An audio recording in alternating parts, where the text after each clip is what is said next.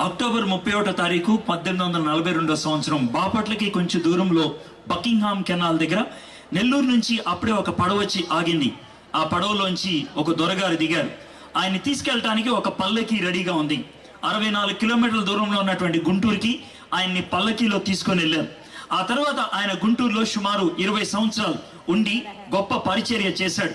ఆయన పేరు Frederick higher గారు. ఆయన ఎంత బాగా పరిచర్య చేశారు అని అంటానికి ఒక చిన్న నిదర్శనం. 1864 సంవత్సరంలో గుంటూరు ప్రాంతానికి, గుంటూరు జిల్లాకి కలెక్టర్గా ఉన్నటువంటి స్ట్రోక్స్ దొరగారు గవర్నమెంట్కి ఒక నివేదిక పంపించారు, ఒక విన్నపాన్ని పంపించారు. ఏమనంటే, గురజాడ అనే ప్రాంతం అనేది గుంటూరుకి కొంచెం ఉత్తరానికి వెళ్తే గురజాడలో ఎక్కువగా కొట్లాట్లు జరుగుతూ ఉండే. అప్పట్లో కోడి పందాలకి చాలా ప్రసిద్ధిగాంచింది ఆ ప్రాంతం. కాబట్టి తరచు కొట్లాట్లు జరుగుతూ ఉండే, చాలా మంది చనిపోతూ ఉండేవాళ్ళు ఆ కొట్లాట్లలో. అందుకని గురజాడ పోలీస్ స్టేషన్ ఎప్పుడు కూడా రద్దీగా ఉండేది. అయితే 1864 సంవత్సరంలో స్ట్రోక్స్ దొరగారు ఇచ్చినటువంటి విన్నపం ఏంటంటే ప్రభుత్వానికి, అయ్యగారు ఇక్కడ ఉన్నటువంటి పోలీస్ స్టేషన్ ని మనం మూసేస్తే బాగుంటదేమో అని. మీరు అనుకోవచ్చు, పోలీస్ స్టేషన్ ఉన్నా కూడా ఉపయోగం లేదేమో, అందుకే మూసేమని అడుగుతున్నారేమో అని అనుకోవచ్చు. కాదు, స్ట్రోక్స్ దొరగారు చాలా స్పష్టంగా రాశారు ఎందుకు మూసేమని అడుగుతున్నారు. ఇక్కడికి ఫ్రెడరిక్ హయర్ దొరగారు వచ్చి పరిచయం చేశారు. రెంట చింతల ఈ ప్రాంతం అంతా పరిచయం చేశారు. ఆయన యేసుక్రీస్తు ప్రభు వారి గురించి బోధించినప్పుడు అనేక మంది ఆ ప్రేమకు దాసులైపోయారు. ఆనాటి నుంచి కొట్లాట్లు ఆగిపోయినాయి, ఆనాటి నుంచి ద్వేషాలు ఆగిపోయినాయి. ఇక పోలీస్ స్టేషన్ కి ఎవరు రావట్లేదు, మన పోలీస్ స్టేషన్ అవసరం లేదు ఇక్కడ, ఎందుకనంటే యేసయ్య వచ్చాడు కాబట్టి అని స్ట్రోక్స్ దొరగారు చెప్తూ ఉన్నారు. సంవత్సరము 1864 సంవత్సరం, ప్రదేశము ఒంగోలు. ఆ ఊరికి ఒక ఆయన పరిచయం చేయడానికి వచ్చారు. ఆయన పేరు జాన్ క్లోవ్ గారు వచ్చి సుమారు 8 నెలలు పరిచయం చేశారు. ఒక్కరు కూడా యేసు ప్రభువుని అంగీకరించలేదు. ఆ సంవత్సరం డిసెంబర్ 29వ తారీఖున ఒంగోలు పట్నం మధ్యలో ఉన్నటువంటి ఒక గుట్ట మీదకి ఆయన భార్య పైకి వెక్కి ప్రార్థన చేయటం మొదలు పెట్టారు. గుట్ట మీద నుంచి ఒంగోలు పట్టణాన్ని చూస్తూ, ప్రభా, ఈ ప్రజలు నీ వైపు తిరగాలి అని విజ్ఞాపన చేశారు. 4 దినాలు ప్రార్థన చేసి కొత్త సంవత్సరంలో కొండ దిగి వచ్చారు. కొండ దిగి వచ్చిన తర్వాత దేవుడు వాళ్ళకి ఇచ్చినటువంటి అభిషేకాన్ని వచ్చి పరిచర్య చేయటం మొదలు పెట్టారు. 7 రోజులు మాత్రమే పరిచర్య చేశారు.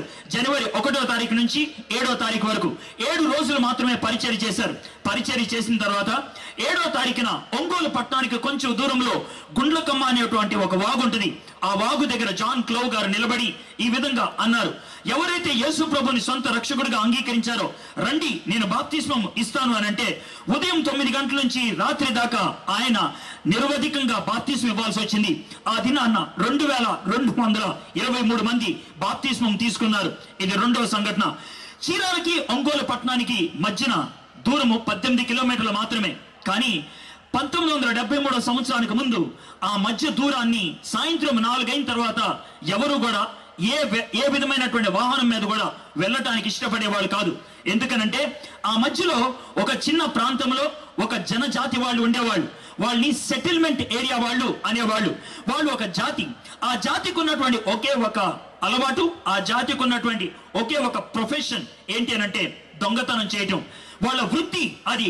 కాబట్టి వాళ్ళకి అది తప్పుగా ఉండేది కాదు. తల్లిదండ్రులే పిల్లలకి నేర్పించేవాళ్ళు దొంగతనం ఎలా చేయాలో. అది వాళ్ళకున్నటువంటి వృత్తి. కాబట్టి చాలా మంది తడిచేవాళ్ళు. ప్రభుత్వం వాళ్ళు ఎన్నో ప్రయత్నాలు చేశారు, కానీ ఏమీ చేయలేకపోయారు. 1973 సంవత్సరంలో వారి మధ్యకి ఒక దొరగారు వచ్చారు. ఆ దొరగారు వారికి యేసయ్య ప్రేమ గురించి చెప్పుదామని నిర్ణయించుకున్నాడు. కానీ ఆయన్ని తడిపించారు. ఆయన తడవలేదు.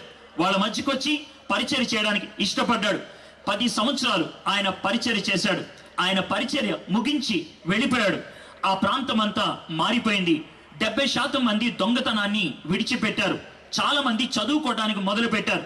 బోయింగ్ అనే విమానాలు తయారు చేసేటువంటి కంపెనీ కొత్తగా ఈ మధ్యన బెంగళూరులో ఆఫీస్ ఓపెన్ చేస్తే, ఆ ఆఫీస్ కి మేనేజర్ గా ఎంపిక చేసుకున్నటువంటి వ్యక్తి ఆ ఊరికి చెందినటువంటి వ్యక్తే. ఎంత ఉన్నతమైనటువంటి స్థానానికి ఎదిగిపోయారో చూడండి. ప్రభుత్వం కూడా ఆ దొరగారి పరిచర్ను గుర్తించి ఆ ఊరికి కొత్త పేరు పెట్టారు. ఆ ఊరి పేరు, ఆ దొరగారి పేరు ఒకటే, స్టూవర్ట్పురం. ఆ దొరగారి పేరు స్టూవర్ట్, ఆ ఊరి పేరు స్టూవర్ట్పురం. ఒంగోలులో జాన్ క్లోవ్ గారు చేసినటువంటి పరిచర్య చాలా గొప్పదని ప్రభుత్వం వారు గుర్తించి రైల్వే స్టేషన్ నుంచి బయటకు రాగానే 5 కాలనీలు వస్తాయి. ఆ 5 కాలనీలు కలిపి ఒకే ఒక పేట పేరు పెట్టారు. దాని పేరు క్లవ్ పేట. అది ప్రభుత్వం వారు క్లవ్ దొరగారు చేసినటువంటి పరిచర్ను గుర్తించి చేసినటువంటి పని. ఈ ఉదాహరణలన్నీ మీ ముందు పెట్టడంలో నాది ఒకటే ఒక ఉద్దేశం. ఎప్పుడో ఎక్కడో పరిచర్య జరిగింది, అమోఘమైనటువంటి పరిచర్య జరిగింది, పరిశుద్ధాత్మని కార్యాలు జరిగాయి, దేవుని గొప్ప పరిచర్య జరిగింది అని వింటూ ఉన్నప్పుడు మనకొచ్చేటువంటి ప్రశ్న, ఈ కాలంలో ఈ ప్రదేశంలో జరగటం సాధ్యమా? ఒకవేళ అటువంటి ప్రశ్న కనుక మీకున్నట్లయితే దానికి జవాబు ఇదే. ఈ ప్రాంతానికి కొంత దూరంలోనే ఉన్నది రామచంద్రాపురం. 1882 సంవత్సరంలో ఆ ప్రాంతం అంతా కుష్టి వ్యాధి కలిగిన వాళ్ళు చాలా ఎక్కువ మంది ఉండేవాళ్ళు. ఈ ప్రాంతానికి రావడానికి చాలా మంది అసహ్యించుకునేటువంటి వాళ్ళు. ఎందుకనంటే ఈ ప్రాంతంలో ఉన్న వాళ్ళ యొక్క జబ్బు అటువంటిది. వాళ్ళు అంటరాని వాళ్ళుగా గుర్తించేవాళ్ళు. జాన్ డేవిస్ అనేటువంటి బ్యాప్టిస్ట్ మిషనరీ రామచంద్రాపురంలో 1882 సంవత్సరంలో ఆయన ఒక చిన్న క్లినిక్ ని ఓపెన్ చేశాడు. ఆయన పెద్ద డబ్బున్నటువంటి వ్యక్తి కాదు, కానీ ఆయన మనసున్న వ్యక్తి. ఆ మనసుతో వాళ్ళకి పరిచర్య చేయడం మొదలు పెట్టేవాడు. వాళ్ళకున్నటువంటి కురుపులు తాను చేత్తోనే కడగడం మొదలు పెట్టేవాడు. ఆయనకి సరిగ్గా డబ్బులు లేక గ్లౌజులు కూడా కొనుక్కునేవాడు కాదు. జాన్ డేవిస్ చివరికి కుష్టి వ్యాధితోనే చనిపోయాడు. ఈ ప్రాంతంలో రామచంద్రాపురం వారికి కుష్టి వ్యాధి అంటే ఈ రోజు ఎందుకు తెలియట్లేదనంటే, ఒక దినాన్న పరిచర్య చేయడానికి ఒక వ్యక్తి వచ్చాడు కాబట్టి అది సాధ్యం అయింది. కాకినాడ, సామర్లకోట ఆ ప్రాంతంలో ఆడపిల్లలు చదువుకోవడానికి వెళ్తే వాళ్ళ గురించి ఒకే ఒక నినాదం ఉండేది. కోతి చేతిలో కత్తి, ఆడదాని చేతిలో పుస్తకం ఒకటే అనేవాళ్ళు. కోతి చేతిలో కత్తి, ఆడదాని చేతిలో పుస్తకం ఒకటే అనేవాళ్ళు. ఆడదాన్ని చదువుకొని ఇచ్చేవాళ్ళు కాదు. మెక్లారిన్ అనేటువంటి దొరగారు అద్భుతమైనటువంటి పరిచర్య చేశారు. 136 సంవత్సరాల క్రితం కాకినాడలో ఆమె ఆరంభించినటువంటి పాఠశాల ఈనాటికి ప్రసిద్ధి గడించింది. ఈ ప్రాంతంలో ఉన్న ఆడపిల్లలు పుస్తకం తీసుకొని చదువుకోగలుగుతున్నారంటే ఆ ఉద్యమానికి కారణం దేవుడు నడిపించినటువంటి వ్యక్తులు. ఇవి మన మధ్యన జరిగినటువంటి క్రియలు, ఇవి మన మధ్యన జరిగినటువంటి దేవుని పరిచర్య. ఎక్కడో జరిగిన విషయాలు నేను చెప్పట్లేదు. ఇక్కడ ఈ మధ్యన జరిగినటువంటి విషయాలు, దేవుని కార్యాలు సాధ్యమే. అది ఎప్పుడు, ఎక్కడ, ఎలా, ఈ విషయాలు తెలుసుకోవాలనుకున్నట్లయితే బైబిల్లో ఒక గ్రంథం ఉంది. ఆ గ్రంథము దేవుని కార్యాల గురించి ఉన్నది. ఆ గ్రంథములో దేవుని కార్యాలు మనము మన జీవితాల్లో చూడాలంటే ఎలా, ఏ విధంగా సాధ్యమవుతుంది అని వివరించారు. ఆ పుస్తకం చాలా విచిత్రమైంది. ఎందుకని ఆ పుస్తకం విచిత్రమైందంటే, ఏ పుస్తకానికైనా ఆరంభం ఉంటుంది, అంతం ఉంటుంది. కానీ ఆ ఒక్క పుస్తకానికి ఆది లేదు, అంతము లేదు. అదేంటండి, పుస్తకానికి ఆది అంతం లేకుండా ఉంటుందా? ఉన్నది. మరి ఆ పుస్తకానికి అంతం లేదు. ఎందుకనంటే ఆ పుస్తకంలో చివర ఎలా ఉంటదంటే సశేషం అని ఉంటది. ఈ కథ అలాగే నడుచుకుంటూ వెళ్తున్నది అని అంటారు. అది ముగియలేదు, ఆ కథ ఇంకా కొనసాగుతూనే ఉంది.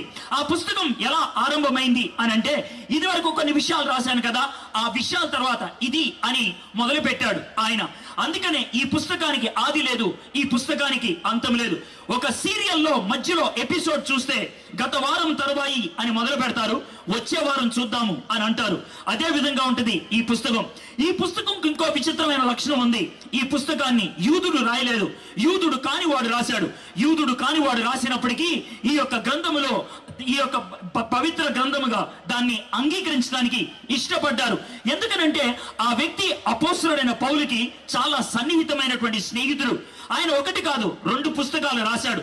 ఒక పుస్తకంలో యేసయ్యను పరిచయం చేస్తే ఇంకో పుస్తకంలో పరిశుద్ధాత్ముడిని పరిచయం చేశాడు. ఆయన ఎవరో కాదు, లూకా. వృత్తిరీత్యా ఆయన డాక్టర్, కానీ ఆయన అభిరుచుల రీత్యా ఆయన ఒక జర్నలిస్ట్. ఆయన ఒక వార్తా పత్రిక వాడు. కాబట్టి ప్రజల దగ్గరికి వెళ్ళి విషయాలు తెలుసుకొని సేకరించి ఒక పద్ధతిలో రాయడానికి ఇష్టపడినటువంటి వ్యక్తి అపోస్తలుడైనటువంటి లూకా రాసినటువంటి ఆ గ్రంథము, 2వ గ్రంథాన్ని మన బైబిల్లో అపోస్తలుల కార్యములు అని అన్నారు. అపోస్తలుల కార్యములు అని లూకా దానికి పేరు పెట్టలేదు, దానికి మనం పేరు పెట్టుకున్నాం ఆ విధంగా. బహుశా ఒకవేళ లూకా దగ్గరికి వెళ్ళి, అయ్యగారు మీరు రాసినటువంటి పుస్తకానికి అపోస్తలుల కార్యములు అని పేరు పెట్టారంటే బహుశా ఆయన అంగీకరించకపోవచ్చు. ఆయన అంటాడు, ఇది అపోస్తలుల కార్యములు కాదు, ఇది పరిశుద్ధాత్ముని కార్యములు అని.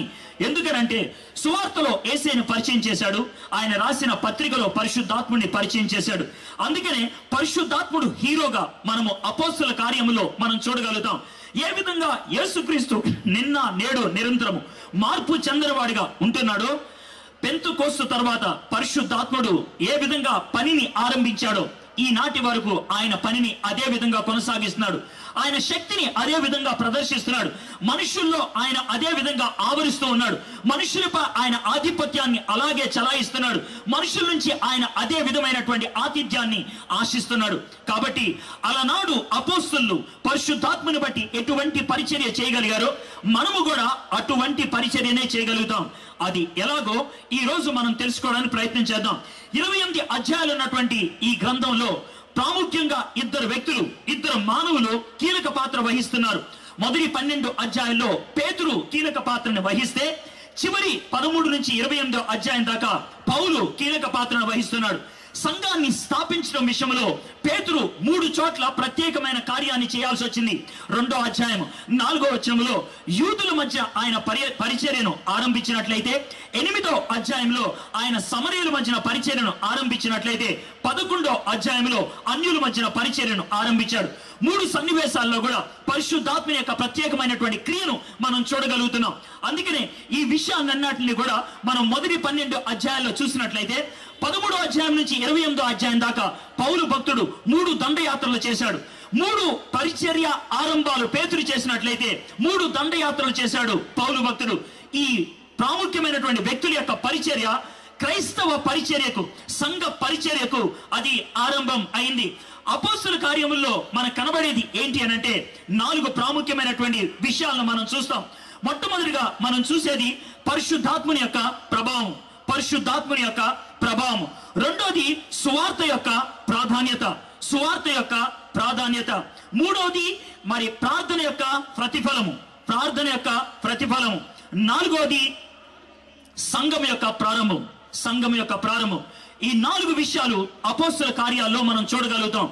సంఘాన్ని ఏ విధంగా ఆరంభించారు, సంఘము ఏ విధంగా వ్యాప్తి చెందుకుంటూ వచ్చిందో మనం చూసినట్లయితే మన యొక్క చరిత్ర మనకు అర్థమైతే, మన యొక్క హెరిడిటీ మనకు అర్థమైతే, మన హెరిటేజ్ మనకు అర్థమైతే, మన పాత్ర ఏంటో మనకు అర్థమవుతుంది.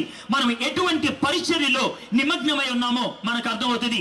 ఈ దినాన్న ఈ పాఠాన్ని నేర్చుకుందాం. అలనాడు పరిశుద్ధాత్ముడు ఏమి చేశాడో ఈనాడు కూడా అదే చేయడానికి ఇష్టపడుతున్నాడు. అలనాడు పరిశుద్ధాత్ముడు ఏమి ఆశిస్తున్నాడో ఈ రోజు కూడా అదే ఆశిస్తున్నాడు. ఆ విషయం ఏంటి, మనం చేయగలిగేదేంటో ఆలోచిద్దాం. తమ్ముడు రాంబాబు ఇప్పుడు ఒక పాట పాడాడు, యేసురాజు త్వరగా వస్తున్నాడని. అద్భుతమైనటువంటి పాట పాడాడు, నాకు బాగా నచ్చింది. క్రైస్తవులు బాగా అబద్ధాలు ఆడేవాళ్ళు అని అనిపిస్తుంది నాకు. ఎందుకో తెలుసా, పాడేది ఒకటి, జీవించేది మరొకటి అని అనిపిస్తుంది. ఒకవేళ ఒక మిత్రుడు వస్తున్నాడు అనుకుంటే ఆ మిత్రునికి స్వాగతం పలకాలి అని అనుకుంటే, నిజంగా ఆ మిత్రుని ప్రేమిస్తున్నట్లయితే నీ ఇంటిని సర్దుకుంటావు, నీ ఇంటిని సర్దుబాట్లు చేస్తావు. అతను వచ్చినట్లయితే వెంటనే ఎక్కడ పడుకోవాలి, ఎక్కడ కూర్చోవాలి, ఏం చేయాలి, ప్రతి దాన్ని సర్దుకుంటూ వెళ్తావు. అది నిజమైనటువంటి ప్రేమ. ఆ మాటలకు అర్థం అది. మరి యేసయ్య వస్తాడని నువ్వు అంత హుషారుగా పాట పాడే వ్యక్తివైతే, అంత అద్భుతంగా చప్పట్లు కొట్టే వాళ్ళైతే, యేసయ్య రావటానికి సరి అయినటువంటి వాతావరణాన్ని మనం సృష్టించగలుగుతున్నామా? Are we able to really prepare for the coming of Lord Jesus Christ? నిజమేనా? నోటితో పాట పాడేస్తే అయిపోయిందా? లైఫ్ లో కనబడాలి, మన జీవితంలో కనబడాలి, మన క్రియల్లో కనబడాలి, మన యొక్క పద్ధతుల్లో కనబడాలి. ఆయన రాక కోసం మనం సిద్ధపడుతున్నాము అని అంటానికి. ఒకవేళ ఆ సిద్ధపాటు ఎలా ఉంటది, ఆ సిద్ధపాటు ఏంటి అని మీరు ఆలోచిస్తున్నట్లయితే అపోస్తల కార్యములు అనేటువంటి ఈ గ్రంథాన్ని మనం చూడాలి. లూకా రాసినటువంటి ఈ 2 పుస్తకాల్లో మొదటి పుస్తకంలో ఆయన సువార్త గురించి రాశాడు, యేసయ్యను పరిచయం చేశాడు. అపోస్తల కార్యములు అనేటువంటి 2వ పుస్తకంలో ఆయన సంఘం గురించి రాశాడు, పరిశుద్ధాత్మని పరిచయం చేశాడు. ఈ విధంగా మనం ఈ 2 పుస్తకాలని అధ్యయనం చేసినట్లయితే క్రైస్తవత్వం యొక్క ఆరంభానికి కారకుడైన యేసయ్య, క్రైస్తవత్వానికి నిలకడను అనుగ్రహించినటువంటి సంఘాన్ని ఆరంభించినటువంటి పరిశుద్ధాత్ముడు మనకి ఇద్దరు కనబడతారు. ఆ ఇద్దరు పరిచర్యను ఈ రోజు మనం ఆస్వాదించాలి, మన జీవితంలో అనుభవించాలి. అది ఎలాగో చూద్దాం. అపోస్తల కార్యములో కీలకమైనటువంటి వచనం ఒకటి ఉంది. ఈ రోజు మనం చేసేదల్లా ఒక వచనాన్ని అధ్యయనం చేస్తాం. ఆ తర్వాత అపోస్తల జీవితాల్లో ఒక సంఘటన మాత్రం మనం చూస్తాం. ఆ పరిస్థితుల్లో వాళ్ళు ఏ విధంగా వ్యవహరించారు, వాటి నుంచి మనం పాఠాన్ని నేర్చుకోవడానికి ప్రయత్నం చేస్తాం. కొరింథీల సంఘానికి పౌలు భక్తుడు ఉత్తరం రాస్తూ ఏమంటాడు తెలుసా? గత చరిత్రలో జరిగినటువంటి విషయాలు, దేవుడు పరిశుద్ధాత్మని ద్వారా మనకెందుకు వినిపిస్తున్నాడు తెలుసా, మనకెందుకు అందించాడు తెలుసా? ఆ సంగతులు చదవటం ద్వారా మనము నేర్చుకోవాలని ఆ నేర్చుకోవాల్సిందేంటో ఈ రోజు మనం చూద్దాం. మీ దగ్గర బైబిల్స్ ఉంటే అపోస్తలుల కార్యములు 1వ అధ్యాయం 8వ వచనం. కొన్ని వందల సార్లు ఈ వచనాన్ని మీరు చదివి ఉండొచ్చు, అధ్యయనం చేసి ఉండొచ్చు. కానీ దీన్ని ఒక నూతన పందాలో ఈ వచనాన్ని నేను వివరిస్తాను. ఆ వచనం ఈ పుస్తకం అంతటికి ఎలా మూలం అయిందో మనం చూద్దాం. అపోస్తలుల కార్యం 1వ అధ్యాయం 8వ వచనం. అయినను పరిశుద్ధాత్మ మీ మీదకు వచ్చినప్పుడు మీరు శక్తి నొందెదరు గనుక మీరు యెరూషలేములోను యూదయ సమరయ దేశములందంతటియు భూదిగంతముల వరకును నాకు సాక్షులైందని వారితో చెప్పెను. యేసుక్రీస్తు ప్రభువారు ఈ మాట చెప్తున్నారు. ఆయన మరణాన్ని జయించి 3వ దినాన్ని తిరిగి లేచాడు. 40 రోజులు తన శిష్యులకి 11 సార్లు కనబడ్డాడు. వాళ్ళలో ఒక ఖచ్చితమైనటువంటి నిశ్చయత దొరికింది, యేసయ్య ఖచ్చితంగా తిరిగి లేచాడని. ఒలీవల కొండ మీదకి వెళ్ళి శిష్యులందరూ ఆయన చూస్తూ ఉన్నప్పుడు ఆయన ఆకాశంలోకి ఎత్తబడ్డాడు. ఆ సందర్భంలో యేసు ప్రభువారు చివరిగా పలికినటువంటి మాట, మీరు ఇక్కడే ఉండండి, నేను పరిశుద్ధాత్ముడు పంపిస్తాను. ఆయన వస్తే మీకు శక్తి వస్తుంది. శక్తి వచ్చినప్పుడు మీరు నాకు సాక్షులే ఉంటారు. ఎక్కడ? యెరూషలేములోను యూదయలోను సమరయలోను భూదిగంతముల వరకు. యేసు ప్రభువారు చెప్పినటువంటి మాట ఇది. చాలా స్పష్టంగా ఈ మాటను మనం అర్థం చేసుకోవాలి. యేసయ్య పంపిస్తానంటుంది పరిశుద్ధాత్ముడిని. పరిశుద్ధాత్ముడు వ్యక్తి, ఆయన దేవుడు. కాబట్టి మీ మాటల్లో కానీ మీ ఆలోచనలో కానీ ప్రార్థనలో కానీ పరిశుద్ధాత్ముడిని సంబోధించేటప్పుడు దయచేసి చేతులు జోడించి అడుగుతున్నాను, పరిశుద్ధాత్మ దెయ్యంతోనో ఒక శక్తితోనో పోల్చడానికి ప్రయత్నం చేయొద్దు. పరిశుద్ధాత్మ వస్తుంది అని మీలో ఎవరన్నా అంటే నాకు పెద్ద కోపం వస్తుంది. పరిశుద్ధాత్మ దెయ్యం కాదు, పరిశుద్ధాత్మ శక్తి కాదు, పరిశుద్ధాత్ముడు దేవుడు. కాబట్టి బైబిల్లో ఆయనకు పురుష లింగాన్ని ఉపయోగించారు, మాస్కులైన్ జెండర్ ఉపయోగించారు. ఆయన వ్యక్తి, మనసున్నటువంటి వ్యక్తి, ఆయనకు ఆలోచనలు ఉన్నాయి, ఆయనకు శక్తి ఉన్నది. కాబట్టి ఆయన గురించి నీచంగా మాట్లాడటానికి ప్రయత్నం చేయొద్దు. ఎవరైనా పరిశుద్ధాత్మనికి వ్యతిరేకంగా మాట్లాడితే దేవుడు కూడా ఊరుకోలేడు, దేవుడు కూడా క్షమించలేడు. ఆయన మనసున్నవాడు అని అంటానికి బైబిల్లో 2 సంఘటనలు మనం చూస్తాం. పరిశుద్ధాత్ముడు ఎవరైతే యేసు ప్రభుని సొంత రక్షకుడుగా అంగీకరిస్తారో వారిలో ఉంటాడు. నా ఆత్మ లేనివాడు నా వాడు కాదు. రోమీయులకు రాసిన పత్రిక 8వ అధ్యాయం 9-10 వచనాలు. ఆయన వచ్చినప్పుడు లోకమును పాపం విషయంలో, నీతి విషయంలో, తీర్పు విషయంలో ఒప్పింపచేస్తాడు. యోహాను సువార్త 16వ అధ్యాయం 8వ వచనం. పరిశుద్ధాత్ముడు మనలో లేకపోతే మనము ఆయన బిడ్డలము కాదు. పాపం చేస్తే పరిశుద్ధాత్ముడు మనలోంచి వెళ్ళిపోతాడా? వెళ్ళిపోడు. పరిశుద్ధాత్ముడు మనలోనే ఉంటాడు. పరిశుద్ధాత్ముడు మనలో ఉండి ఏం చేస్తూ ఉంటాడు? మనం ఎప్పుడైతే యేసు ప్రభుని అంగీకరిస్తామో పరిశుద్ధాత్ముడు మనలో ఉంటాడు. మనలో ఉన్నటువంటి పాపపు ఆత్మ, మనలో ఉన్నటువంటి దుష్ట ఆత్మ, మనలో ఉన్నటువంటి శరీరం, మనలో ఉన్నటువంటి పాపపు ఆలోచనలు మనలోనే ఉంటాయి. ఈ రెండింటి మధ్యన ఎప్పుడు కొట్లాట్లు జరుగుతూనే ఉంటాయి. ఆ సందర్భంలో ఒకవేళ నువ్వు విశ్వాసిగా, దేవుని బిడ్డగా ఎప్పుడైనా పాపం చేయాలి అనే తలంపు వస్తే పరిశుద్ధాత్ముడు నీ మనస్సాక్షితో ఏమని చెప్తాడు తెలుసా?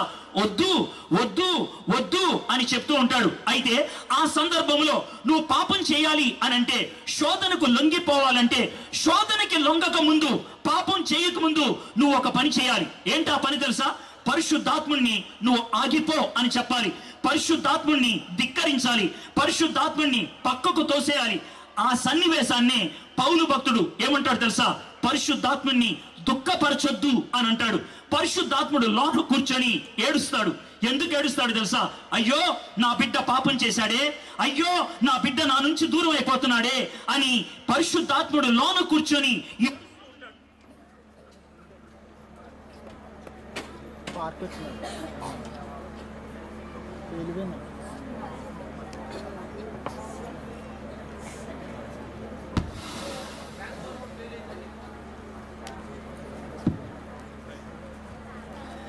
పరిశుద్ధాత్ముడు లోన కూర్చొని ఏడుస్తూ ఉంటాడు. అందుకనే పౌలు భక్తుడు అన్నాడు, పరిశుద్ధాత్ముని దుఃఖపరచొద్దు అని అన్నాడు. రెండో సంఘటన, రెండో విషయం, పరిశుద్ధాత్ముడు మనసున్నవాడు అని అంటానికి ఇంకొక నిదర్శనం. ఎప్పుడైతే ఈ విధమైనటువంటి పాపపు జీవితంలో కొనసాగుతూ ఉంటావో, విశ్వాసిగా ఉన్నప్పటికీ, దేవుని బిడ్డ అయినప్పటికీ, బహుశా నువ్వు సేవకుడివి, సేవకురాలివి అయినప్పటికీ, ఒకవేళ పాపములో కొనసాగుతూ ఉన్నట్లయితే పరిశుద్ధాత్ముడు ఏడుస్తూనే మనల్ని బుజ్జగిస్తాడు, మనల్ని అరుస్తూ చెప్తాడు, మనల్ని బ్రతిమలాడతాడు, ఈ పాపం చేయొద్దు, ఈ పాపం చేయొద్దని. ఈ సందర్భంలో మనం చేయగలిగేటువంటి రెండో పని ఏంటి తెలుసా? పరిశుద్ధాత్ముడు నోరు మూయటం. పరిశుద్ధాత్ముని నోరు మూయటాన్ని బైబిల్లో ఉపయోగించినటువంటి రెండో పదం అపోస్తలుడైన పౌలు ఎఫెసీ సంఘానికి ఈ మాట రాస్తూ ఉంటాడు, పరిశుద్ధాత్ముని ఆర్పవద్దు అని అన్నాడు. ఆర్పటం అనేటువంటి మాట రోమా ప్రభుత్వంలో ఉన్న వాళ్ళు, రోమా సామ్రాజ్యంలో ఉన్న వాళ్ళు ఎప్పుడు ఉపయోగిస్తారంటే, ఎక్కడ ఉపయోగిస్తారంటే, ఈ ఉదాహరణ ఉపయోగించినందుకు నన్ను క్షమించండి, అర్థం అవడానికి చెప్పాల్సి వస్తుంది. ఒకవేళ మీ ఇంట్లో పెంపుడు కుక్క పిల్ల ఉంటే బయట నుంచి మీరు ఇంటికి రాగానే పెంపుడు కుక్క పిల్లలు చేసే పని మీద ఎక్కి సరదాగా ఆడుకుంటాయి. వీలైతే నీ మూతి నాకడానికి ప్రయత్నం చేస్తాయి. మీరు బాగా ప్రేమించే వాళ్ళైతే ఆ కుక్కని బుజ్జగిస్తారు. 1-2 నిమిషాలు అయిన తర్వాత మీరు ఆ కుక్కని అవే అని అంటాం. ఆ కుక్క భయమేసి కుర్చీ కిందకి వెళ్ళి కూర్చొని మౌనంగా కూర్చుంటుంది. ఆ విధంగా గసర్టమే, ఆ విధంగా అబా అని అంటమే ఆర్పటం, ఉత్తేజాన్ని ఆర్పటం. ఆ ఉత్తేజాన్ని ఆర్పటాన్ని ఆర్పొద్దు అనే పదాన్ని ఉపయోగించాడు. పరిశుద్ధాత్ముడు మన మనస్సాక్షితో గద్దింపు ద్వారా ఇది తప్పు, ఇది తప్పు, ఇది తప్పు, ఇది నువ్వు చేయకూడదు అని పదే పదే చెప్తున్నప్పుడు ఆ మాటలు ధిక్కరించడాన్ని పరిశుద్ధాత్ముని ఆర్పటం అని అంటారు. కాబట్టి పరిశుద్ధాత్ముడు వ్యక్తి, ఆయన మనస్సున్నవాడు, ఆయన శక్తి కలిగిన వాడు, ఆయన దేవుడు, ఆయన దైవత్వము కలిగిన వాడు, తండ్రితోనూ కుమారునితోనూ సమానత్వము కలిగినటువంటి వాడు, ఏ మాత్రము తారతమ్యము లేనటువంటి వాడు, ఆది అంతము లేనటువంటి వాడు. అందుకనే నిత్య ఆత్మ ఆయనకి పేరు పెట్టారు. సరే, యేసుక్రీస్తు ప్రభువారు ఏమన్నారు తెలుసా? మీరు నాకు ఇక్కడే ఉండండి, నేను పరిశుద్ధాత్మని పంపిస్తాను. పరిశుద్ధాత్మని పంపించిన తర్వాత మీకు శక్తి కలుగుద్ది, అప్పుడు మీరు నాకు సాక్షులై ఉంటారని. సాక్షి అనేటువంటి పదం అపోస్తలుల కార్యం 1వ అధ్యాయం 8వ వచనంలో సాక్షి అనేటువంటి పదం ఒక అలంకార పదంగా ఉపయోగించారు. అలంకార పదంగా. అలంకారాలు మనం రకరకాల పద్ధతుల్లో వాడుకుంటూ ఉంటాం.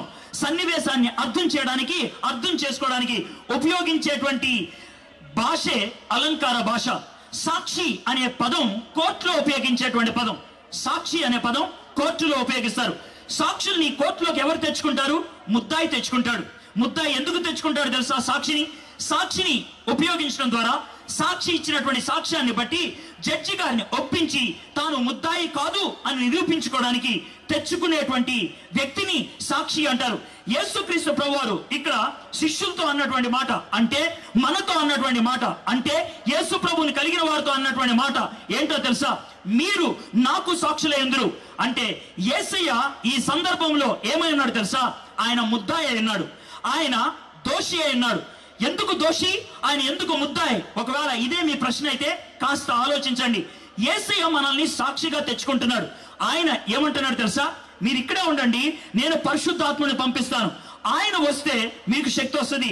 సాక్షికి శక్తి ఎక్కడి నుంచి వస్తుంది? సాక్ష్యానికి శక్తి ఎక్కడి నుంచి వస్తుందో తెలుసా? లాయర్ దగ్గర నుంచి వస్తుంది. సర్వసాధారణంగా ముద్దాయి ఇద్దరిని తెచ్చుకుంటాడు. ఒకటి సాక్షి, రెండోది సాక్షి ఇచ్చినటువంటి సాక్ష్యాన్ని జడ్జి గారిని ఒప్పించడానికి తెచ్చుకునేటువంటి వ్యక్తి లాయర్. అంటే పరిశుద్ధాత్ముడు ఎవరో తెలుసా? ఇందులో లాయర్. మనం కోర్టులో 4 కనబడతారు. మొదటిది జడ్జ్, రెండోది ముద్దాయి, మూడోది సాక్షి, 4వది లాయర్. ఇందులో 3 ఇప్పుడు ఎవరో తేలిపోయారు. ముద్దాయి యేసయ్య, సాక్షి నువ్వు నేను, లాయర్ పరిశుద్ధాత్ముడు. ఇక జడ్జి ఎవరు? మరి ఎవరి దగ్గర సాక్ష్యం చెప్పమంటాడు? మళ్ళీ చూడండి, అపోస్తలుల కార్యం 1వ అధ్యాయం 8వ వచనం. ఎక్కడ సాక్ష్యం చెప్పమంటారు? యెరూషలేములోను, యూదయలోను, సమరయలోను, భూదిగంతముల వరకు. అంటే లోకం జడ్జ్. లోకం ఏమని తీర్పు ఇవ్వాలి? లోకం జడ్జి ఎలా అవుతుంది అని అంటే, లోకము యేసయ్యని ముద్దాయిలాగా చూసింది. లోకము యేసయ్య గురించి ఒక ప్రశ్న వేసింది. లోకం యేసయ్య గురించి ఏమని అడుగుతుందంటే, ఈయన ఎవరు? ఈయన నిజంగానే దేవుడా? ఈయన నిజంగానే లోక రక్షకుడా? ఈయన నా కోసం ఏం చేశాడు? ఆయన చెప్పిన మాటలు నిజమేనా? ఆయనకున్నటువంటి శక్తి నిజమేనా? ఇవి లోకం అడిగేటువంటి ప్రశ్నలు. ఈ ప్రశ్నలకు లోకానికి జవాబు దొరకాలంటే నువ్వు నేను నోరు తెరిచి మాట్లాడాలి. ఏమని మాట్లాడాలి? నీ జీవితంలో యేసయ్య శక్తిని ఎక్కడైతే అనుభవించావో, నీ జీవితంలో యేసయ్య ప్రేమను ఎప్పుడైతే అనుభవించావో వాటిని నువ్వు చెప్పగలిగినట్లయితే, వాటిని చెప్పినట్లయితే సాక్షి సాక్ష్యాన్ని చెప్తాడు. అంతే.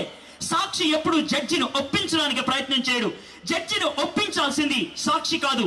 ఎవరో తెలుసా? Defence lawyer. ఇక్కడ ఉన్నటువంటి మీలో ఎవరికైనా ఇలాంటి ప్రశ్న ఉన్నదనుకో, నాకు వాక్ చాతుర్యం లేదు, నాకు మాట్లాడటం చేత కాదు, నాకు ఎలా చెప్పాలో తెలియదు అనే అనుమానం ఉన్నట్లయితే ఏం టెన్షన్ పడక్కర్లేదు. నువ్వేం చూసావు, నువ్వేమి అనుభవించావు, నువ్వేమి విన్నావు అది చెప్పు చాలు. ఆ మాటలు పట్టుకొని డిఫెన్స్ లాయర్ జడ్జి గారిని ఒప్పిస్తారు. డిఫెన్స్ లాయర్ పనిచేయాలంటే నువ్వు నోరు తెరిచి సాక్ష్యాన్ని చెప్పాలి. ఇది కోర్టు సీన్. ఈ కోర్టు సీన్ లో ఎవరెవరు రెడీగా ఉన్నారో చూద్దాం. యేసయ్య ముద్దాయి బోన్లోనే ఉన్నారు. గత 2000 సంవత్సరాలుగా ప్రపంచం ఒకే ఒక ప్రశ్న అడుగుతుంది, ఈయన ఎవరు, ఈయన ఎవరు, ఈయన ఎవరు? ఆ ప్రశ్న ఎప్పుడూ అడుగుతూనే ఉన్నారు. కాబట్టి ప్రశ్న అడిగించుకొని ముద్దాయిగా ఉన్న యేసయ్య అక్కడే ఉన్నారు. ప్రశ్న వేసే లోకం కూడా అక్కడే ఉంది. పెంతుకోస్తు దినాన్ని నుంచి ఈనాటి వరకు ఈ లోకములో పరిశుద్ధాత్ముడు ఎవరి సాక్ష్యానికి ఆయన వకాలు తీసుకొని మాట్లాడదాం అనుకుంటున్నానని ఆయన కూడా సంసిద్ధంగానే ఉన్నాడు. ఇక సంసిద్ధంగా ఉండాల్సింది, నోరు తెరిచి మాట్లాడాల్సింది నువ్వు నేను. అడుగుతున్నటువంటి ప్రశ్న, ముద్దాయి బోన్లో ఉన్నాడు, జడ్జ్ ప్రశ్న వేస్తూనే ఉన్నాడు, డిఫెన్స్ లాయర్ చేతులు కట్టుకొని వేచి ఉన్నాడు. నోరు తెరిచి మాట్లాడాల్సింది నువ్వు నేనే. యేసయ్య వచ్చేస్తాడు అనే పాట పాడావు కదా, యేసయ్య వచ్చేస్తాడు అనే పాట పాడక ముందు యేసయ్య ఎవరో లోకానికి సాక్ష్యం చెప్పాల్సిన బాధ్యత నీ మీద ఉంది. నువ్వు సాక్ష్యం పలకకుండా, యేసయ్య గురించి నీ చుట్టూ ఉన్న వాళ్ళకి చెప్పకుండా యేసయ్య వస్తాడు అని సంకలు కొట్టుకుంటే కబడ్దార్, నువ్వు లేపబడవేమో. యేసయ్య కష్టపడి నిన్ను పెట్టుకుంది ఆయనకి సాక్షిగా ఉండాలని. ఉంటున్నావా? ఒకవేళ లేకపోతే ఈ దినాన్న కన్ను తెరుచుకోవాలి. అపోస్తల కార్యములు అనేటువంటి ఈ గ్రంథంలో ఈ విషయాన్ని ఇంత అద్భుతంగా రాయడానికి కారణం ఒకటే, పరిశుద్ధాత్ముడు సంసిద్ధంగా ఉన్నాడు. లోకం ప్రశ్నిస్తూనే ఉంది, నన్ను ముద్దాయిగా ఈ లోకం చూస్తూనే ఉంది. నువ్వు నోరు తెరిచి మాట్లాడితే గాని, నువ్వు చెప్పితేనే గాని నేనెవరో ఈ లోకం తెలుసుకోలేదు. నేనెవరో ఈ లోకం తెలుసుకోలేదు. ఎంత గొప్ప బాధ్యత దేవుడు మన మీద పెట్టాడో చూడండి, ఎంత గొప్ప బాధ్యత. ఆ బాధ్యతను మనం ఎలా శిరస వహిస్తున్నాం ఆలోచిద్దాం. సరే, ఇది అపోస్తల కార్యం యొక్క కీలకమైంది. ముందు 2వ అధ్యాయంలో యెరూషలేములో వాళ్ళు సాక్షులుగా ఉండటం మొదలు పెట్టారు. 6వ అధ్యాయంలోకి వచ్చేప్పటికి యూదయ ప్రాంతానికి వెళ్ళారు. 8వ అధ్యాయంలోకి వచ్చేప్పటికి సమరయ ప్రాంతంలోకి వెళ్ళాడు. 11వ అధ్యాయంలోకి వచ్చేటప్పటికి భూదిగంతముల వరకు వెళ్ళారు. ఈ వచనం యొక్క నెరవేర్పే ఆ పుస్తకం. ఈ వచనం యొక్క నెరవేర్పే ఆ పుస్తకం. సరే, ఈ వచనములో ఒక షరతు ఉన్నది, ఈ వచనములో ఒక వాగ్దానం ఉన్నది. ఈ వచనంలో ఒక షరతు ఉన్నది, ఈ వచనంలో ఒక వాగ్దానం ఉన్నది. షరతు ఏంటి? మీరు ఇక్కడే వేచి ఉండండి. వాగ్దానం ఏంటి? నేను పరిశుద్ధాత్మను పంపిస్తాను. ఆ తర్వాత ఒక పని ఉంది. ఏంటది? మీరు నాకు సాక్షులే ఉంటారు. 3 విషయం. మీరు ఇక్కడే ఉండండి, అది షరతు. నేను పరిశుద్ధాత్మను పంపిస్తాను, అది వాగ్దానం. ఆ తర్వాత మీరు నాకు సాక్షులే ఉంటారు, అది బాధ్యత. సరే, వేచి ఉండటం అంటే ఏంటి? పరిశుద్ధాత్మని చేత నింపబడాలి. పరిశుద్ధాత్మనికి నన్ను నేను అప్పగించుకోవాలి.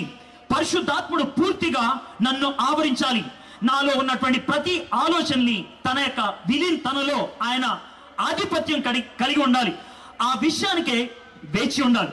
ఎప్పుడైతే పరిశుద్ధాత్మునితో మనము సత్సంబంధము, సత్సహవాసము కలిగి ఉంటామో, డిఫెన్స్ లాయర్కి సాక్షికి మంచి సంబంధం ఉన్నట్లయితే అప్పుడు జడ్జిని ఒప్పించడం చాలా సులభం అవుతుంది. వాక్య పరిచర్య చేయకముందు నేను చేసే పని అదే. పరిశుద్ధాత్మునితో నాకున్నటువంటి సంబంధాన్ని మెరుగుపరుచుకుంటాను, సహవాసాన్ని ఉత్తేజపరుచుకుంటాను. కాబట్టి దేవుడు నా నుంచి ఏం ఆశిస్తున్నాడో, నా నోట వచ్చే ప్రతి మాట ఆయన ఇష్టపడేదై ఉండాలి. నేను ఆలోచించే ప్రతి ఆలోచన ఆయన చిత్తం అయి ఉండాలి. అది జరగాలంటే వేచి ఉండాలి. ఆ విధంగా వేచి ఉన్నప్పుడు నువ్వు ఎక్కడ నిలబడినా, ఏమి మాట్లాడినా ప్రజల జీవితాల్లో మార్పు కలుగుద్ది, ప్రజల జీవితానికి ఊరట కలుగుద్ది, ప్రజల జీవితానికి జీవం కలుగుద్ది. అందుకే దేవుడు అన్నాడు, నువ్వు వేచి ఉండు, నేను పరిశుద్ధాత్మని పంపిస్తానని. అపోస్తల కార్యంలో మొదట ఉన్నది ఒక షరతు, మీరు వేచి ఉండండి. ఎప్పుడైతే వాళ్ళు వేచి ఉన్నారో పరిశుద్ధాత్ముడు వారి మీదకి రావడం అనేది జరిగింది. అపోస్తల కార్యం 2వ అధ్యాయంలో పరిశుద్ధాత్ముడు ఈ పరిచర్యను ఆరంభించాడు. సంఘానికి కర్టన్ రైజర్ గా ఉన్నాడు. శంఖారావం జరిగింది. సంఘము యొక్క ఆవిర్భావం జరిగింది. సంఘము ఈ లోకానికి చూపించబడింది. సంఘము స్థాపించబడాలంటే పరిశుద్ధాత్మని కార్యము లేకపోతే సాధ్యం అయి ఉండేది కాదు. పరిశుద్ధాత్మని కార్యము జరగాలంటే యేసుక్రీస్తు ప్రభువారు శిలువ మీద చనిపోవాలి, మరణ పునరుద్ధానాల్ని ఆయన అనుభవించాలి. అది జరిగింది. పరిశుద్ధాత్ముడు వచ్చాడు, సంఘము స్థాపించబడింది. సరే, సంఘము స్థాపించబడినప్పుడు తొలి దినాన్న పేతురు వర్తమానం అందించాడు. చాలా ధైర్యంగా వర్తమానం అందించాడు. 3000 మంది బాప్తిసం తీసుకున్నారు. ఇది సుమారు పొద్దున 9 గంటల నుంచి 12 గంటల మధ్యలో జరిగింది. 9 గంటల నుంచి 12 గంటల మధ్యలో జరిగింది. అది జరిగిన తర్వాత ఆ రోజు బహుశా ఆ 3,000 మందికి బాప్తీసం ఇవ్వటం టైం అయిపోయిందేమో. ఆ రాత్రి పడుకుంటూ పోయారు. తెల్లవారుజాము 3 గంటలకి, తర్వాత రోజు తెల్లవారుజాము 3 గంటలకి పేతురు యోహాను ప్రార్థన గడియ కాబట్టి యెరూషలేము దేవాలయం దగ్గరికి వెళ్ళారు. దేవాలయం బయట ఒక ఆయన అడుక్కుంటూ ఉన్నాడు. అడుక్కుంటూ, అయ్యా నాకేమన్నా బిచ్చం పెట్టరా అని అడిగారు. పేతురు అతని వైపు చూసి అంటున్నాడు, నా దగ్గర చిల్లి గవ్వలేదు, నా దగ్గర వెండి బంగారం లేదు, నా దగ్గర దీనారాలు లేవు, నా దగ్గర శకము లేదు, కానీ ఒకటి ఉన్నది నా దగ్గర, యేసయ్య నామములో శక్తి ఉన్నది, ఆ శక్తిని బట్టి లేచి నడు అని అంటే అతను దిగ్గున లేచి నడవడం మొదలు పెట్టాడు.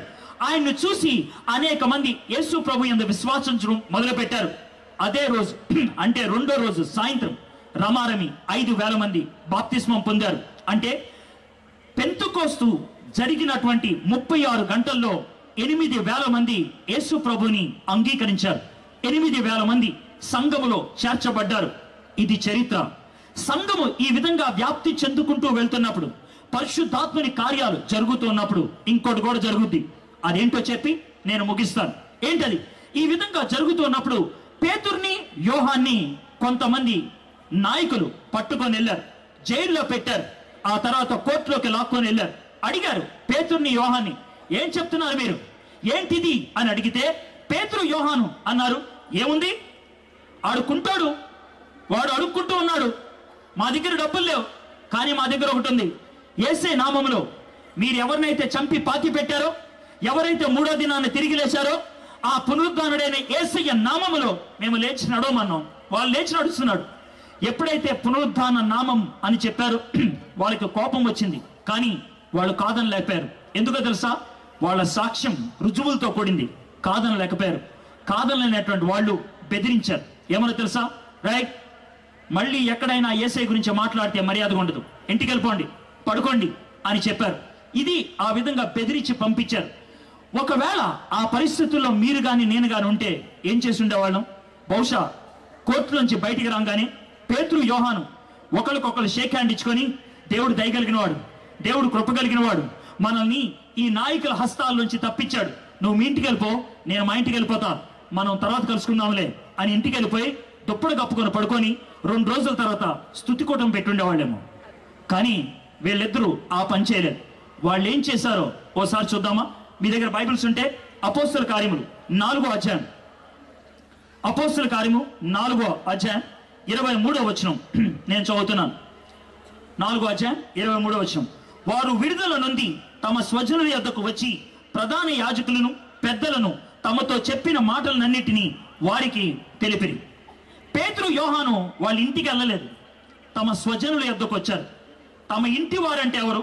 తమ స్వజనులు అంటే ఎవరు? తమ ఇంటి వారంటే రక్త సంబంధులు.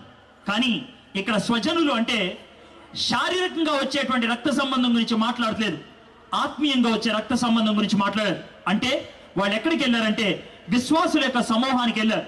మన భాషలో చెప్పాలంటే చర్చికి వెళ్ళారు, మందిరానికి వెళ్ళారు. అక్కడ తమ ప్రజలు వేచి ఉన్నారు. అంటే ఎవరినైతే బాగా ప్రేమిస్తున్నారో, ఎవరైతే తమ జీవితానికి కారకులో, ఎవరైతే తమ యొక్క విడుదలకు కారకులో వాళ్ళ దగ్గరికి పరిగెట్టుకుంటా వెళ్ళారు. నేను ఇక్కడున్న వాళ్ళని ఒక ప్రశ్న అడుగుతున్నాను. మీలో కొంతమందికి ఒక విచిత్రమైన ప్రశ్న ఈ మధ్య కాలంలో రావచ్చు. ఏమన్నా తెలుసా? చర్చికి వెళ్ళడం అంత అవసరమా? చర్చిలో సభ్యత్వం కలిగి ఉండటం అంత అవసరమా? అది ఒకటి. రెండోది, టీవీ ప్రసంగాలు చాలా ఉన్నాయి, టీవీ ఆన్ చేసుకుంటే చాలు బోల్డ్ మంది ప్రసంగాలు ఇస్తారు, దేవుని వాక్యాన్ని వినేయచ్చు. ఈ 2 చాలదా? ఇంట్లో కూర్చొని దేవుణ్ణి ఆరాధిస్తాను, టీవీ వర్తమానాలు వింటాను అని. ఒక విధంగా ఆలోచించండి. పేతురు యోహాను అదే పరిస్థితిలో ఉంటే ఏమై ఉండదు? వాళ్ళు విడుదల నొందినప్పుడు తమ స్వజనుల యొద్దకు వెళ్ళారు. వాళ్ళకి భయం వేసినప్పుడు తమ ప్రజల దగ్గరకు వచ్చారు. నేను మిమ్మల్ని అడుగుతున్నాను, మీకు భయం వేస్తే, మీకు బాధ కలిగితే, మీరు హాస్పిటల్లో జాయిన్ అయితే ఏ టీవీ ప్రసంగికుడు మీ దగ్గరకు వస్తాడు? నేను కూడా టీవీ ప్రసంగికుడినే, నేను కూడా వర్తమానాలు అందిస్తాను. టీవీలో లక్షల మంది వర్తమానాన్ని వింటారు, నాకు తెలుసు. టీవీ ప్రసంగాన్ని నేను వెక్కిరింపుగా మాట్లాడలేదు, అది పనికి మాలింది అని నేను అనట్లేదు, అది ఎందుకు అవసరమో నాకు తెలుసు. అయితే ఒక మాట, సంఘం చేసే పని టీవీ ప్రసంగికులు చెయ్యలేరు. టీవీ ప్రసంగికుడుగా నేను చెప్తున్నాను. నాకు వ్యతిరేకంగా నేను మాట్లాడట్లేదు, నేను చేసే పని నిరుపయోగం అని నేను అనట్లేదు. నేను చేసే పని సంఘములోకి మనుషులు రావడానికి. సంఘములోకి వచ్చిన తర్వాత నేనేం చేయలేను కాదు. నేను చేసే పని సంఘములోకి మనుషులు రావడానికి. కానీ సంఘములోకి మనుషులు వచ్చిన తర్వాత మీ సంఘస్థులు చేయాలి, మీకు మీ పాస్టర్ గారు చేయాలి మీకు. కాబట్టి సంఘములో సభ్యత్వం ఉంటే, సంఘములో నువ్వు ఉంటే, నీకు బాధ కలిగినప్పుడు ఓదార్చే వాళ్ళు ఉంటారు, నీకు ఇబ్బందులు కలిగినప్పుడు నీ భుజం మీద చెయ్యి పెట్టే వాళ్ళు ఉంటారు, నీకు సంతోషం కలిగినప్పుడు పార్టీ చేసుకుంటే చాక్లెట్లు తినేవాళ్ళు ఉంటారు. దానికి సంఘం కావాలి, దానికి సహవాసం కావాలి. పేతురు యోహాను అదే పని చేశారు. వాళ్ళు సంఘానికి వెళ్ళారు, వాళ్ళ స్వజనుల యొద్దకు వెళ్ళారు. వెళ్ళి వాళ్ళు ఏం చేశారు తెలుసా? వచ్చి ప్రధాన యాజకులను, పెద్దలను తమతో చెప్పిన మాటలన్నిటినీ వారికి తెలిపారు. నేను మిమ్మల్ని అడుగుతున్నాను, మీరు మీ సంఘంలో సభ్యులే, కానీ మీకు వచ్చిన ప్రతి బాధను మీ సంఘంలో ఉన్న వాళ్ళకి చెప్పుకోగలుగుతున్నారా? అటువంటి సన్నిహిత తత్వం ఉన్నదా మీకు? ఒకవేళ లేకపోతే మీ సంఘము సజీవమైనది కాదు. ఇక్కడ చాలా మంది సంఘ నాయకులు ఉన్నారు, సంఘ సేవకులు ఉన్నారు. ఏ సంఘ పరిచర్య శ్రేష్టమైందో తెలుసా? మీ సంఘస్థులు వాళ్ళకి కడుపు నొప్పి వచ్చినా, కాలు నొప్పి వచ్చినా, తలనొప్పి వచ్చినా, ఇబ్బంది కలిగినా సంఘంలోకి వచ్చి చెప్పుకోగలిగి ఉండాలి. అలాంటి పరిస్థితి ఉన్నదా? వీళ్ళు వచ్చి చెప్పుకున్నారు. ఏమని చెప్పుకున్నారు తెలుసా? మనల్ని బెదిరించారు అని చెప్పుకున్నారు, మనల్ని దుయ్యపడుతున్నారు అని చెప్పారు, నోరు మూసుకోమన్నారు అని చెప్పారు. అటువంటి సహవాసం, అటువంటి సన్నిహితత్వం ఉన్నది. పరిశుద్ధాత్ముడు సంఘములో పనిచేస్తాడు, సంఘస్థులలో పనిచేస్తాడు. నేనొక్కడే ఉంటే పని చేయడా? చెయ్యడు. సంఘములోకి తీసుకొస్తాడు నిన్ను. నేను రాను అంటే ఏడుస్తాడు ఆయన, నేను రాను అంటే ఆరిపోతాడు ఆయన. నిన్ను సంఘములో చేరుస్తాడు. ఎందుకో తెలుసా? మనము శరీరములో ఒక భాగం. ఈ చెయ్యి ఒక్కటే అక్కడికి వెళ్ళి పని చేస్తానంటే, చెయ్యి ఒక్కటే వచ్చి నీళ్లు తాగుతుంటే దెయ్యం వచ్చిందని పారిపోతారు. నువ్వు చెయ్యివై ఉండొచ్చు, కాలువై ఉండొచ్చు, కన్నువై ఉండొచ్చు, సంఘములో నువ్వు ఉండాలి. పరిశుద్ధాత్ముడు నిన్ను సంఘములోకి తీసుకొస్తాడు. సరే, 24వ వచనం చూద్దాం. వారు విని ఏక మనస్సుతో దేవునికి ఇట్లు బిగ్గరగా మొర్రపెట్టి, నాదా, నీవు ఆకాశమును భూమిని సముద్రమును వాటిలో ఉన్న సమస్తమును కలిగి చేసిన వాడు. ఎప్పుడైతే బెదిరింపులు విన్నారో, వీళ్ళు అన్న మాటలు నాకు ఆశ్చర్యాన్ని కలిగించింది. బెదిరింపు మాటలు వినంగానే అయ్యో మనం ఏం చేద్దాంరా అని కాదు వాళ్ళు అన్నది. ఆ మాట వినంగానే ఏక మనస్సుతో, నాకు బాగా నచ్చింది. సంఘములో ఒకే మనస్సు ఉన్నది, ఒకే ఆలోచన ఉన్నది. ఏక మనస్సుతో దేవా అని దేవుణ్ణి పొగడటం మొదలు పెట్టారు, దేవుణ్ణి ఆరాధించడం మొదలు పెట్టారు. భయం మధ్యన, బెదిరింపుల మధ్యన దేవుణ్ణి ఆరాధించారు. ఆరాధన భయాన్ని పారదోలుతుంది. ఆరాధన భయం కంటే దేవుడు గొప్పోడు అని చూపిస్తుంది. ఆ విధంగా ఆరాధించారు. దేవుడు గొప్పోడు. ఏయ్, మీరు ఆఫ్టర్ ఆల్ నాయకులు రా, మీరు మమ్మల్ని ఏం చేయగలరు? ఎందుకో తెలుసా? మాతో గొప్ప దేవుడు ఉన్నాడు. మీరు ఒక రాజ్యానికి రాజు, మాతో ఉన్న దేవుడు భూమి ఆకాశాలను సృజించినటువంటి వాడు. ధైర్యం వచ్చింది. సంఘములో మీకు ధైర్యం వస్తుంది, ఆరాధనలో ధైర్యం వస్తుంది, ఆరాధనలో భయం పటాపంచలు అవుతుంది. నేను మిమ్మల్ని అడుగుతున్న ప్రశ్న, మీ సంఘములో అటువంటి పరిస్థితి ఉన్నదా? మీలో అటువంటి ఆరాధన ఉన్నదా? భయం మధ్యన, బెదిరింపుల మధ్యన దేవుని వైపు చూశారు. 2 రకాలైన బెదిరింపులు ఉంటాయి. ఒక బెదిరింపు బయట నుంచి వస్తుంది, ఇంకో బెదిరింపు లోన్ నుంచి వస్తుంది. నేను చేయగలనా అనే బెదిరింపు లోన్ నుంచి వస్తుంది. రే నువ్వు ఎలా చేస్తావో చూస్తాను రా, ఇది బయట నుంచి. ఏ బెదిరింపు అయినా దాన్ని ఎదుర్కోవాలంటే ఆరాధన కావాలి. తొలిగా దేవుని వైపు చూశారు. తర్వాత ఏం చేశారు? 25వ వచనం.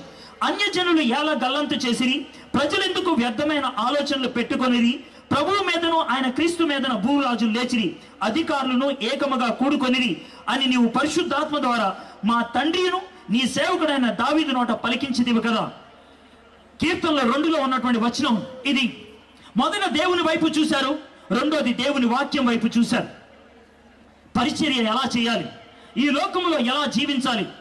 బెదిరింపుల మధ్యన దేవుని వైపు చూడాలి, సమస్యల మధ్యన వాక్యములో చూడాలి. ఇది వాళ్ళు చేసిన పని. వాక్యము వాళ్ళ జీవితాన్ని నడిపించింది. నీ వాక్యము నా పాదమునకు దీపం, కాలు ఎక్కడయ్యాలో నాకు అర్థం కావట్లేదు అన్నప్పుడు టార్చ్ లైట్ ఉపయోగిస్తావు. అదే మాట రాశాడు ఆ కీర్తనకారుడు. నీ వాక్యము నా జీవితానికి టార్చ్ లైట్ ప్రభువా, నా జీవితానికి టార్చ్ లైట్. కాలు ఎక్కడయ్యాలి, ఎలా అయ్యాలి చూపించేది నీ వాక్యం, నీ వాక్యం. అది దేవుని వాక్యం మీద ఆధారపడ్డారు, దేవుణ్ణి ఆరాధించారు. 27-28 వచనాలు. ఏవి జరగవలనని నీ హస్తమును నీ సంకల్పమును ముందు నిర్ణయించినో వాటినన్నిటినీ చేయుటకు నీవు అభిషేకించిన నీ పరిశుద్ధ సేవకుడైన యేసునకు విరోధముగా హేరోదును పొంతి పిలాతును అన్యజనులతో ఇశ్రాయేలు ప్రజలతోనూ ఈ పట్టణమందు నిజముగా కూడుకొనిరి. మొదట దేవుని వైపు చూశారు, ఆరాధన భయాన్ని తొలగించింది. 2 వాక్యం వైపు చూశారు, ఏం చెయ్యాలో అర్థమైంది. 3 లోకం వైపు చూశారు, ఏం జరుగుతుందో అర్థమైంది. ఏం జరుగుతుంది? శత్రువులు చేతులు కలుపుకుంటున్నారు. ఎందుకు? వాళ్ళకు ఒకటే సమస్య, యేసయ్య. యేసయ్య సమస్య కాబట్టి కలిసిపోయారు. యూదులు అన్యులు కలిసిపోయారు, పిలాతు హేరోదు కలిసిపోయారు, భక్త శత్రువులు కలిసిపోయారు. ఎందుకు? వాళ్ళకి సమస్య యేసయ్యతో. సమస్య మనతో కాదు, మనలో ఉన్న దేవుడితో. కాబట్టి నువ్వు భయపడాల్సిన అవసరం లేదు. ఒక వ్యక్తి అన్నాడు తెలుసా, దేవుణ్ణి ఈ లోకానికి ఎలా చూపిస్తావంటే, సింహాన్ని ఈ లోకానికి నిజంగా చూపించాలంటే బోనులోంచి దాన్ని బయటకు వదిలేస్తే చాలు అని అన్నాడు. యేసయ్యని లోకానికి చూపించాలంటే యేసయ్యని లోకంలో వదిలిపెట్టు, యేసయ్య ఎవరు చూపించు చాలు, వాళ్ళకి అర్థమవుతుంది. వీళ్ళు ఇప్పుడు అర్థం చేసుకున్నారు, సమస్య మాతో కాదు మా దేవునితో. కాబట్టి వాళ్ళు ఏం అడుగుతున్నారు చూడండి, చివరిగా 29-30. ప్రభువా, ఈ సమయమందు వారి బెదిరింపులు చూచి రోగులను స్వస్థపరచుటకును నీ పరిశుద్ధ సేవకుడైన యేసు నామం ద్వారా సూచక క్రియలను మహత్కార్యములు చేయుటకును నీ చెయ్యి చాచి ఉండగా నీ దాసులు బహుధైర్యంగా నీ వాక్యం బోధించినట్లు అనుగ్రహించుము. వాళ్ళు ఖచ్చితమైన ప్రార్థన చేశారు. మొదట దేవుని వైపు చూసి ఆరాధన చేశారు, భయం పోయింది. దేవుని వాక్యం వైపు చూశారు, ఏం చేయాలో అర్థమైంది. లోకం వైపు చూశారు, సమస్య ఏంటో అర్థమైంది. ఈ 3 అర్థమైన తర్వాత వాళ్ళు ఏం ప్రార్థన చేయాలో తెలుసుకున్నారు. మాకు కావాల్సిన 2 విషయాలు. ఏంటది? మాకు ధైర్యం కావాలి, రెండోది శక్తి కావాలి. ధైర్యంగా నోటితో మాట్లాడతాం, శక్తితో కార్యాలు చేస్తాం. ధైర్యంగా నోటితో మాట్లాడతాం, శక్తితో కార్యాలు చేస్తాం. ఈ 2 చేయాలంటే పరిశుద్ధాత్ముడు మాకు కావాలి. పరిశుద్ధాత్ముడు లేకపోతే నోరు తెరిచి మాట్లాడలేం, చెయ్యి చాపి పని చేయలేం. ప్రభా, ఆ కార్యము మా మధ్యన చేయవా అని వాళ్ళు ఎప్పుడైతే అంత ఖచ్చితంగా ప్రార్థన చేశారో చూడండి 31 వచనం. వారు కూడి ఉన్న చోట కంపించెను. అప్పుడు వారందరూ పరిశుద్ధాత్మతో నిండిన వారే దేవుని వాక్యమును ధైర్యముగా బోధించిరి. పరిశుద్ధాత్మతో నింపబడినట్లయితే దేవుని వాక్యాన్ని బోధిస్తావు, దేవుని శక్తిని ప్రదర్శిస్తావు. ఇంతమంది పెంతుకోస్తు సంఘానికి చెందినటువంటి వాళ్ళు పరిశుద్ధాత్మని యొక్క క్రియలు లోకానికి చూపించాలని విర్రవీగుతున్నటువంటి వాళ్ళు మిమ్మల్ని అడుగుతున్నా, నీ గుండె మీద చెయ్యేసుకొని నువ్వు ఈ మాట చెప్పగలవా? నేను పెంతుకోస్తు ఉద్యమంలో ఒక భాగం అని నువ్వు చెప్పగలవా? ఆ పరిశుద్ధాత్మని యొక్క క్రియలు ఈ లోకంలో జరిగించడానికి నన్ను నేను అప్పగించుకుంటున్నాను అని నువ్వు చెప్పగలవా? ఒకవేళ చెప్పకపోతే పేరు పెట్టుకున్నంత మాత్రాన్న పెంతుకోస్తు ఉద్యమం నీకు రాదు. నీ జీవితంలో ఉండాలి, నీ జీవితంలో ఉండాలి. వాళ్ళు అడిగారు, ప్రభా మా నోటికి ధైర్యాన్ని ఇవ్వు, మా చేతికి శక్తిని ఇవ్వు ప్రభా అని అడిగారు. ఎప్పుడైతే వాళ్ళు అడిగారో దేవుడు అనుగ్రహించాడు. ఆ ప్రాంతము కంపించింది. నేను అడుగుతున్న ప్రశ్న, నీళ్ళల్లో పంచదార కలిస్తే ఎక్కడైనా ఎప్పుడైనా నీళ్ళు ఏమవుతాయి? తీయగా అవుతాయి. పరిశుద్ధాత్ముడు ఎవరి జీవితాన్ని నింపినా అక్కడ ప్రదర్శించబడేది శక్తే. అంత ఖచ్చితం. నీళ్ళలో పంచదార కలిస్తే నీళ్లు తీయగా అవటం అనేది ఎంత ఖచ్చితమో, పరిశుద్ధాత్ముడు నీ జీవితాన్ని నింపినట్లయితే నీ జీవితంలో శక్తి ప్రదర్శించబడుతుంది అనేది అంతే సత్యం. ఒకవేళ అది జరగట్లేదంటే పరిశుద్ధాత్ముడు నీ జీవితాన్ని ఆవరించలేదని అర్థం, నీ జీవితాన్ని తన వశము చేసుకోలేదని అర్థం.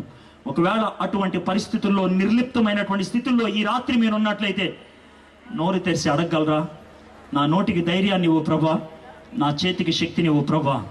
2000 సంవత్సరాల క్రితం వీళ్ళు చేసిన ప్రార్థనకి దేవుడు జవాబునిచ్చాడు. ఇదే దేవుడు నీకున్నట్లయితే, ఇదే పరిశుద్ధాత్ముడు నీకున్నట్లయితే ఈ రాత్రి ఆ కార్యం జరగదా? అడుగుతున్నా, జరగదా? జరుగుద్ది అనే విశ్వాసం ఉంటే, నమ్మకం ఉంటే మనల్ని మనం సమర్పించుకొని అడ్డు తొలగించుకొని, ప్రభా నన్ను నీ వశం చేసుకో, నీ ఆత్మచేత నన్ను నింపు ప్రభా, నా నోటికి ధైర్యాన్ని, నా చేతికి శక్తిని ఇవ్వు ప్రభా అని అడుగుదామా? తల వంచండి, కళ్ళు మూసుకోండి, చిన్న ప్రార్థన చేసుకుందాం. అలనాడు పేతురు, యోహాను ఇద్దరు మాత్రమే సాక్షులుగా నిలబడ్డారు. అంతే. 8,000 మంది యేసు ప్రభువుని సొంత రక్షకుడిగా అంగీకరించారు 36 గంటల్లో. క్లోవ్ దొరగారు ఒక్కడే నిలబడ్డాడు. 7 రోజుల్లో 2,222 మంది యేసు ప్రభువుని అంగీకరించారు. ఫ్రెడరిక్ హయర్ దొరగారు ఒక్కడు నిలబడ్డాడు. 20 సంవత్సరాల్లో గుంటూరు జిల్లాలో 40,000 మంది యేసు ప్రభువుని సొంత రక్షకుడిగా అంగీకరించారు. స్టూవర్ట్ దొర ఒక్కడ మిగిలాడు. ఆయన స్టూవర్ట్ పురంలో ఆయన యేసయ్య గురించి బోధించినప్పుడు సుమారు 8,000 మంది యేసు ప్రభుని సొంత రక్షకుడిగా అంగీకరించారు. జాన్ డేవిస్ రామచంద్రాపురానికి ఒక్కడే వచ్చాడు. ఆ ప్రాంతానికి రావటం బట్టి అనేక మంది దేవుని ప్రేమను రుచించగలిగారు. నువ్వు ఒక్కడివే ఉన్నావేమో, నువ్వు ఒక్కదానివే ఉన్నాము, అయినప్పటికీ కూడా నువ్వు నిలబడటానికి ఇష్టపడినట్లయితే, ఆ ఆత్మ చేత నింపబడాలి అనేటువంటి తృష్ణ నీకున్నట్లయితే, ఆ దప్పిక నీకున్నట్లయితే, దేవుడు ఈ రాత్రి నిన్ను తన అధీనంలో ఉంచుకోవడానికి ఇష్టపడుతున్నాడు. తన శక్తి చేత నింపడానికి ఇష్టపడుతున్నాడు. తన ఆత్మ చేత నింపబడడానికి ఇష్టపడుతున్నాడు. ఎందుకు? నీ నోటికి ధైర్యం ఇవ్వడానికి, నీ చేతికి శక్తిని ఇవ్వడానికి ఆయన సాక్షిగా నువ్వు ఉండాలని ఆశపడుతున్నాడు. ముద్దాయి అడుగుతున్నాడు, లోకం నువ్వెవరివి అని అడిగింది. లోకం యేసయ్య దేవుడా అని అడిగింది. నేను దేవుడు అని లోకం తెలుసుకోవాలంటే, నేను ముద్దాయి బోన్లోంచి బయటికి రావాలంటే, నా రెండవ రాకడ జరగాలంటే నువ్వు నాకు సాక్షిగా ఉండాలి అని అడుగుతున్నాడు. ఈ రాత్రి ఒకవేళ యేసయ్యకి నిలబడి నువ్వు నాకు సాక్షిగా ఉంటావా అని నిన్ను అడిగితే ఏం జవాబు చెప్తావు? నువ్వు ఏం జవాబు చెప్తావు? యేసయ్య, నేను నీ సాక్షిగా ఉంటాను ప్రభా, నేను నీ సాక్షిగా ఉంటాను ప్రభా అని ఈ రాత్రి ఒక నిర్ణయం తీసుకోవడానికి ఇష్టపడుతున్నట్లయితే ఉన్న చోటన లేచి నిలబడతావా? నువ్వెవరైనా సరే, యేసయ్య నీ సాక్షిగా నేనుంటాను ప్రభా, నీ సాక్షిగా నేనుంటాను. ధైర్యంతో ఉన్న చోటన లేచి నిలబడండి. మనం ప్రార్థన చేసుకుందాం. ఇంకెవరున్నారా? నీ సాక్షిగా నేనుంటాను ప్రభా. పక్క వాళ్ళు లేచారు కదా, నువ్వు లేవద్దు. దేవుడు నీలో అటువంటి తలంపు కలిగిస్తే, హృదయపూర్వకంగా యేసయ్యతో ఈ మాట చెప్పదలుచుకుంటే, యేసయ్య నీ సాక్షిగా నేనుంటాను ప్రభా, నీ సాక్షిగా నేనుంటాను, నీ ఆత్మ చేత నన్ను నింపు ప్రభా అని అడగడానికి ఇష్టపడుతున్న వాళ్ళు ఉన్నట్లయితే, మీ జీవితాన్ని సమర్పించుకోవడానికి ఇష్టపడుతున్న వాళ్ళు ఉన్నట్లయితే ఉన్న చోటన లేచి నిలబడండి. మనం చిన్న ప్రార్థన చేసుకొని ముగించుకుందాం. ఇంకెవరు ఉన్నారా? నేను ఇంకొక అవకాశం ఇచ్చి నేను ముగిస్తాను. ఇంకెవరు ఉన్నారా? ప్రార్థన చేసుకుందాం. మా దేవా, మా ప్రభువా, నీ ఆత్మ చేత మమ్మల్ని అభిషేకించడానికి ఇష్టపడుతున్నాం. నీ ఆత్మ చేత మమ్మల్ని ధైర్యపరచడానికి ఇష్టపడుతున్నాం. మేము వేచి ఉండడానికి ఇష్టపడినట్లయితే, అంగీకారాన్ని తెలపడానికి ఇష్టపడినట్లయితే, హృదయ ద్వారాన్ని తెరవడానికి ఇష్టపడినట్లయితే, మమ్మల్ని మేము సమర్పించుకోవడానికి ఇష్టపడినట్లయితే ప్రభా, ఆ కార్యములు చేయడానికి సంసిద్ధంగా ఉన్నాం. ఎంతమంది అయితే ఈ రాత్రి నీ ఆత్మ వశులు ఇవ్వడానికి ఇష్టపడుతున్నారు, నీ ఆత్మ చేత అభిషేకం పొందాలని ఆశపడుచున్నారు, నీ ఆత్మ చేత నింపబడాలని ఆశపడుతున్నారు, వారి గురించి ప్రార్థన చేసినాం. నువ్వు తృప్తిపరిచే దేవుడు ప్రభా, మాకు శక్తినిచ్చే దేవుడు ప్రభా. అలనాడు పౌలు, పేతురు, యోహాను ప్రార్థన చేసినప్పుడు, తన సంఘస్థులు ప్రార్థన చేసినప్పుడు ఆ ప్రాంతము ప్రభా శక్తి చేత కంపించబడింది ప్రభా. ఈ రాత్రి ఆ విధంగా జరగాలి ప్రభా. ధైర్యంగా వాక్యాన్ని బోధించారు ప్రభా. నీ శక్తిని తమ చేతుల్లో ప్రదర్శించారు ప్రభా. ఆ విధంగా మమ్మల్ని ఆశీర్వదించమని, ఈ వాక్యం మా జీవితంలో మేలు కలుపు కలిగించడానికి సహాయం చేయమని యేసు ప్రభువు వారి దివ్యనామమున వేడుకుంటున్నాం తండ్రి. ఆమేన్.